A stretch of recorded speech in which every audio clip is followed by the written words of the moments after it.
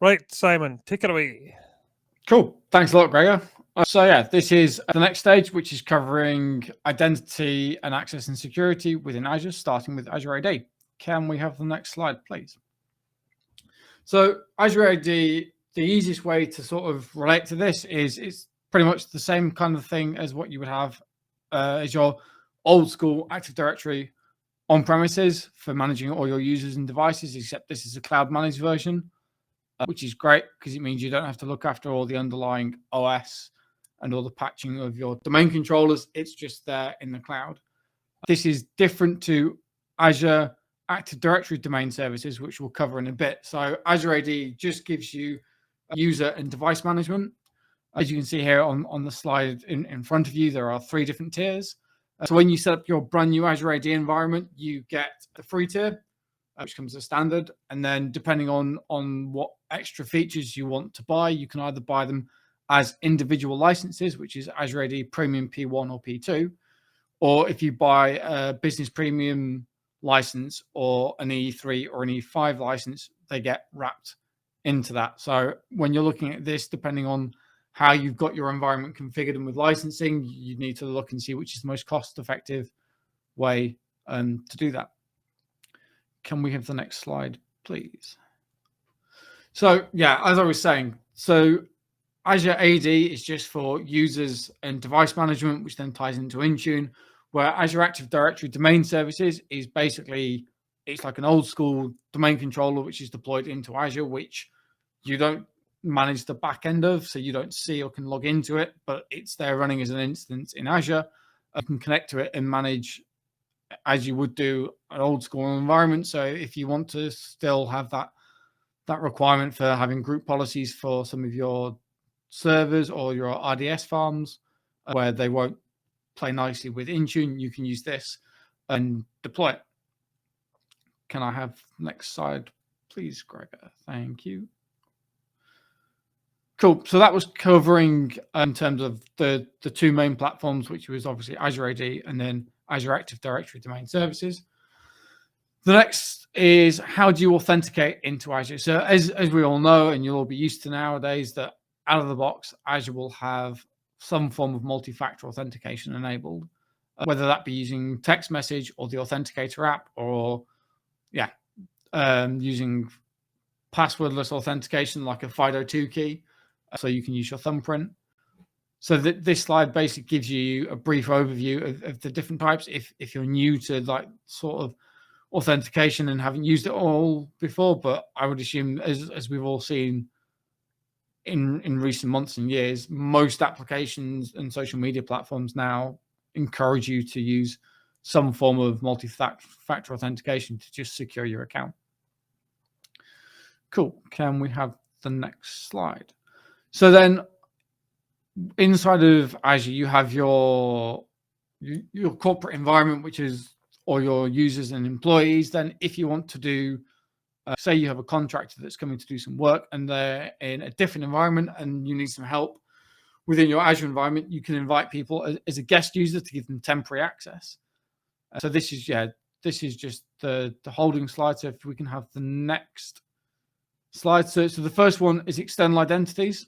So this means if you're using some other application, you can create enterprise apps or app registrations, which allow you to do the SSO, so the self-service handoff. So for example, if you're using a third-party password manager, but instead of having 2 sets of credentials, for example, you can set up an enterprise app, which will allow you to log in with your Azure AD credentials, do all the authentication, and then pass that back off so you can log into the app. So you're just using a single set of credentials. Okay, if we go to the next slide, Gregor.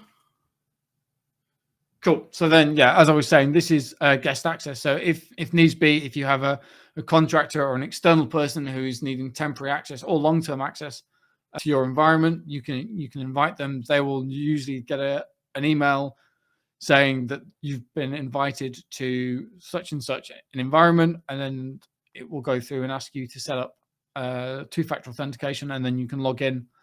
So it's really useful if you're needing either guest people or temporary access to an environment.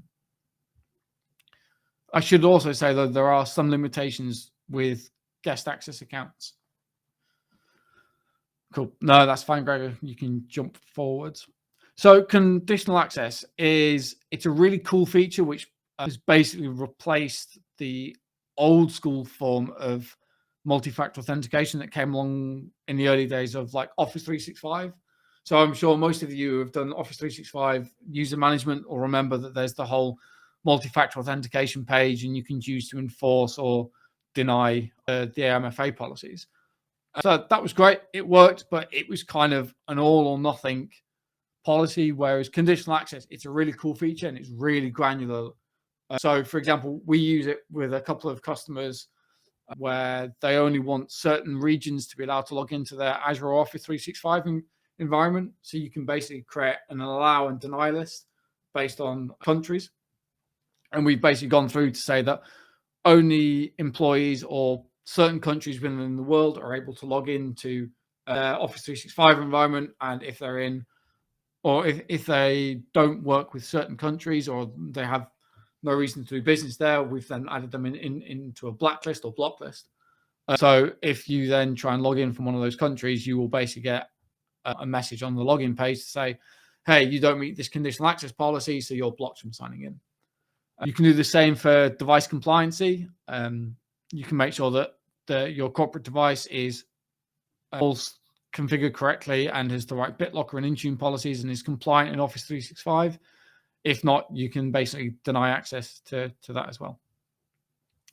Cool. Next slide, please.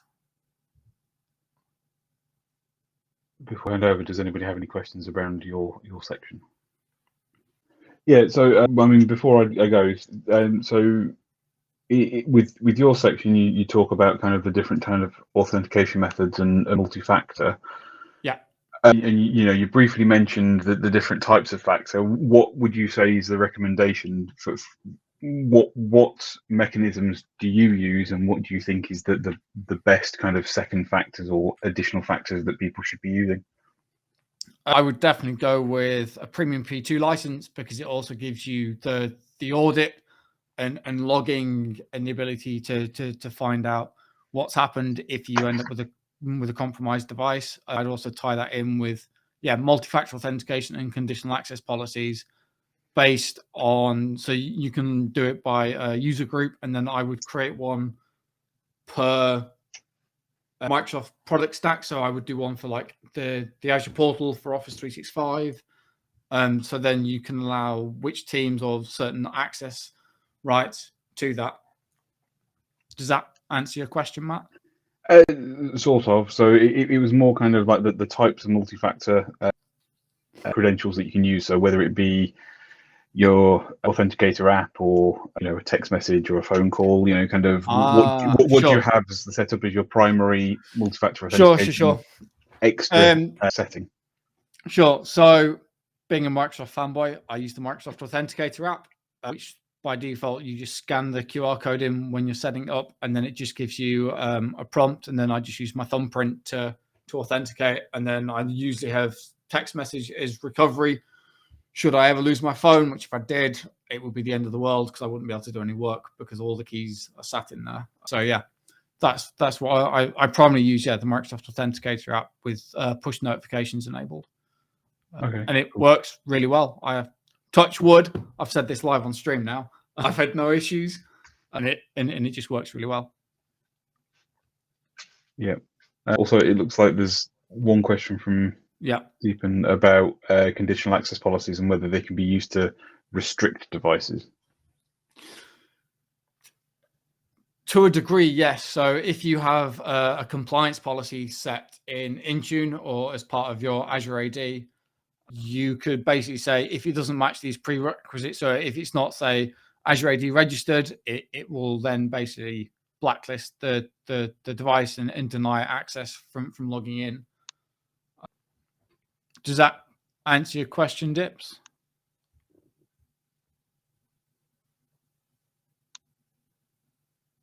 Cool. For your second question about number matching,